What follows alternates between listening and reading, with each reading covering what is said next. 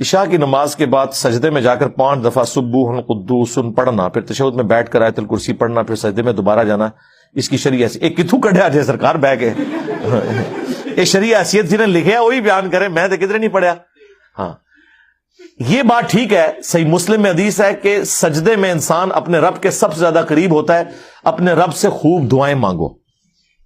لیکن سجدے سے مراد یہ نہیں ہے کہ عام حالت میں آپ نے سجدہ کرنا ہے، اس سے مراد نماز کا سجدہ ہے. 2 جگہ ایسی ہیں جہاں آپ نے دعائیں مانگنی ہے. ایک تشہد، بخاری مسلم میں حدیث ہے جب تشہد پڑھ چکو درود شریف کے بعد جو چاہو اپنے رب سے مانگو، جتنی بھی سنت دعائیں آئی ہیں قرآن میں احادیث میں وہ آپ پڑھیں. اور دوسری جگہ ہے سجدہ، اور وہ دعا بھی آئی ہے بخاری مسلم میں.